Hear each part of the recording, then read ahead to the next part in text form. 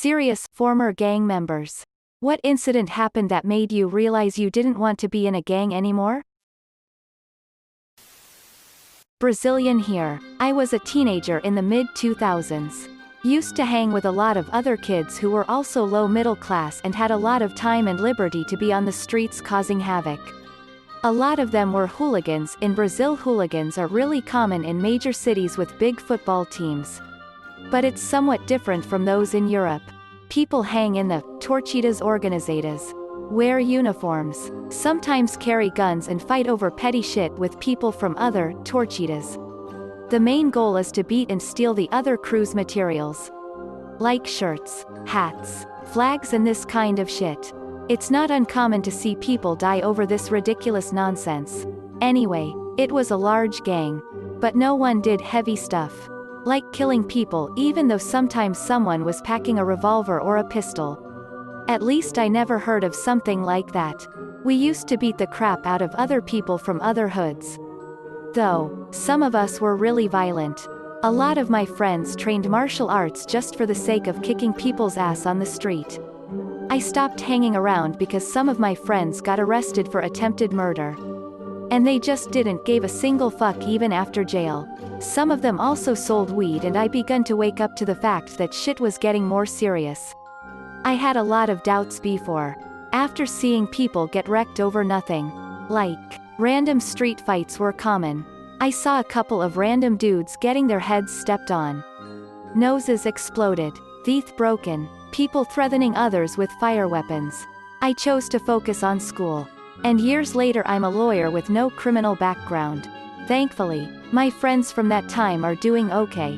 I guess. They are alive. And I think that's a good thing. Considering what they used to do and how many enemies they made. I am sorry if I made any grammar mistakes. I am Brazilian and rarely write in English. Used to have a very serious drug problem. Coupled with the fact I grew up in a rough hood. It was inevitable. Basically I needed protection and drugs. But like most people here are pointing out. Eventually you just get too old for that shit. Kicked my drug habit several years ago. Found an amazing girl and realized I didn't have to stay in such a dangerous spot. We moved out to the mountains and aside from my police record and my ongoing struggle with addiction. I left those demons back in the city. For real though, you can leave your hood so easily if you want to. Took me so long to realize that. A couple of 3 things. Got too old for that shit. B. Joined the army and C. Realized. Thankfully not too late. Almost shooting a motherfucker dead for talking shit to my boy. Wasn't in my best interests long term. I think back to that point and thank fuck I did not do something so dumb. Cringy. Got older and seemed stupid. Felt stupid representing a group of 7th grade dropouts. I wanted to represent myself. The ones that aren't dead or in prison still live with their parents and all they have going for them in life is that red bandana. Committed a crime with one of my boys. I was 17 and he was 18. He got caught and I didn't. He did 5 years in jail for it and he never ratted me out. I appreciated it but also. I was turning 18 soon and I didn't want to risk jail time for other crimes. I walked away from it and never looked back. 10+ years later and I'm a doctor now. I feel like a completely different person. No more anger in my heart. Not really a gang. Just a crew. 7 poor, misguided youth selling drugs and robbing dealers for food and fun money. We got drunk and coked up every weekend and went partying. Then by the end of the night we were doing stupid shit like vandalism. And end up in someone's house kicking the shit out of them and jacking their stuff. Usually drugs and other sellables. People started getting too heavy into the coke. Some got into meth. Others just wanted to try and be rappers and music producers. At that time my mom was diagnosed with cancer and I needed an income to pay some bills. I had to grow up quick. Selling drugs and robbing dealers wasn't cutting it. And I ain't cut out for that life either. I slowly started losing contact. Hanging around less. Quit coke and heavy drinking. Started roofing and I was out after I didn't talk to any of them for a bit.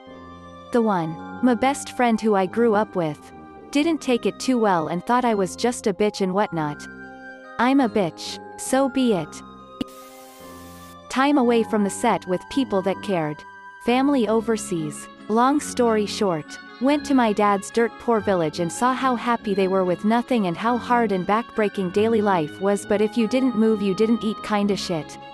Really made me rethink my life doing dumb shit. Went back with the resolve to make it and feel I am well on my way to doing it. Former SPS state prison skinhead, here.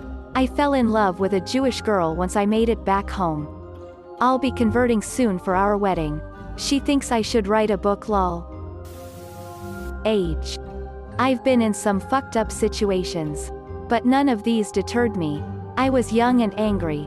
And each time someone would make a move against me my first thought wasn't, I need to stop. It was, it's time to get this person back and make them hurt worse than they hurt me. I was this way until around 21. But then I met my now wife and saw there was more to life than just walking around with a chip on my shoulder. Now I work in fashion for a mid-level label in NYC and can actually enjoy life.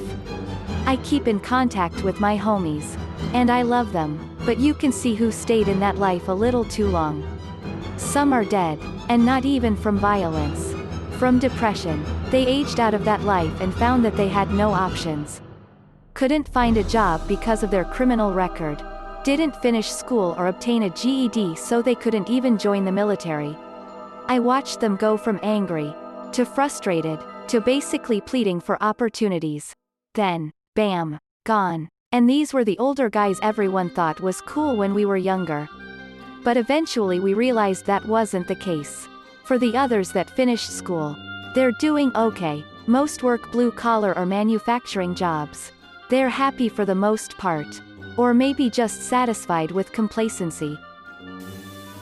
I got roped into a skinhead gang in the late 90s because I grew up in a place where white people were a significant minority. We only made up about 15% of the population, so it was a join or die situation because white loners were seen as targets Hispanic gangs. I got roped in by the rhetoric about white people sticking together and how everything was a threat to white people, etc. I left when I realized that we were doing the same shit as all the other gangs. Selling drugs to our own people. Defending our territory while vandalizing it and treating it like shit. All while preaching about how we were defending the white race. I realized it was all bullshit from top to bottom. The racism stuck with me for a few years afterward. That didn't go away until I joined the military and saw that dividing along racial lines was absolute horse shit and that the real threat were the rich men in suits trying to bleed us all dry. I was never initiated, but in the 6th grade one moved to town with a heavy gang presence and everybody had some form of affiliation with a local gang. The middle school I went to was a crip school. How silly is that? And I wanted so hard to fit in and be accepted. So I started hanging out with questionable kids. My locker mate convinced me to start selling weed out of our locker and the whole thing felt so wrong. After doing it for a few months he wanted me to officially be jumped in, and being someone who grew up in a house of women, single mother. 2 older sisters, I've never been in a fight in my life and I was terrified at the idea of 8 people jumping on me. So I told my mom and she immediately pulled me out of school and we moved a few weeks later. I found out a year or so later that the kid who I was selling weed for was shot and killed in a robbery gone wrong at 14 years old. Every once in a while I look back at that time and think about how radically different my life would be if I had stuck with it. I was a drug mule for a small gang out in Southern California when I was a kid, 13 years old when I started. It was all good for a few weeks. Pick up a backpack, walk it down into the next city. Meet someone at their house acting like a kid going to see a friend and make a hundo each time. Then one day I was met by 2 guys on my way to a drop. I didn't know them but figured something came up and they were told to meet me halfway. My stomach curdled because I knew something felt off, but I followed them anyway. Got into a car and drove down to some house near the beach where the guy the first was supposed to meet was sitting out front. We go inside, everything seems normal. They ask for the bag, I hand it to them. They grab it, look inside and then start beating the shit out of the guy the first was originally supposed to meet. I about shit myself and wanted to run, but I was too afraid to even move. Ended up being shoved out of the house into a car and dropped off in a town not too far from where we were with no idea what had just happened. Turns out I was incredibly lucky because it was another gang who had caught on and took the goods and spared me any real trouble. After that, I stopped showing up to help those guys. I don't want to be beaten to death over this shit. I feel I was lucky enough to get out of there completely unharmed. Saw a girl get stabbed through the neck with a screwdriver. Over some BS I can't remember. Shit is haunting. She survived, but I'll never forget the gurgling sounds and the scared look in her eyes because she thought she was about to die. My brother showed how to live that life. I was breaking up weed back when I was 10. By the time I was 15 I knew how to cut up coke. Funny thing is my brother taught me these things, but after he caught a charge came out and straightened up. He met a woman, got a house, got married, and had my niece. I wasn't doing well in school at the time, so I had to work my ass off to graduate on time. I went to summer school every summer.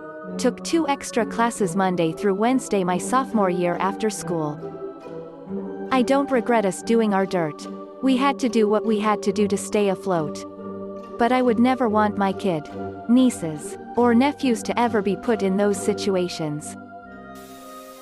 Was a punk teenager who hung out with friends who became neo-Nazis.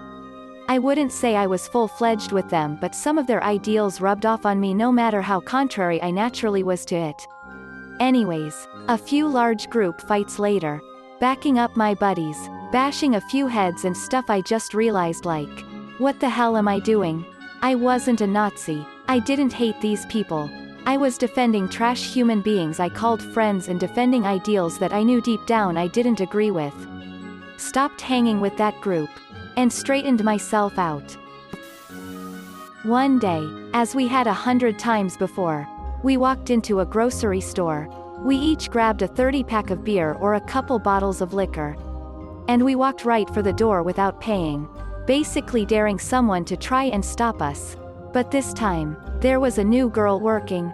She ran over and shouted, "Stop," and grabbed my friend by the arm.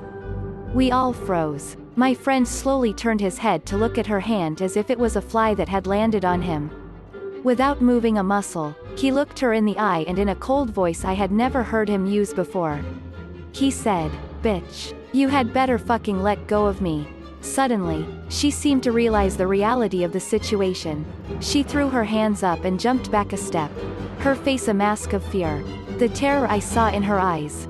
The loss of innocence that accompanies the realization that there are bad people who will hurt you for doing the right thing. It broke something inside me. Immediately, I was crushed with guilt and sadness over making someone feel that kind of fear. And I knew that I did not want to be that person. We walked off, all bravado and laughter and back slapping. But my hands wouldn't stop shaking and I made an excuse to go home. That was the beginning of the end of my shitty street punk days. I ended up getting a job which I threw myself into. And I saw my friends less and less. One day I realized I hadn't talked to any of them in months. These days, I'm a pretty boring guy. Approaching 40, full-time job, wife and a kid, the usual, my old friends. One of them is dead, OD'd. One is homeless and lives in a park. One is still struggling with addiction and trying to be a father. And the rest I couldn't locate or find anything about.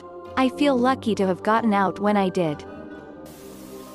Thanks for watching. If you liked the video, give it a thumbs up. Don't forget to subscribe and hit the notification button.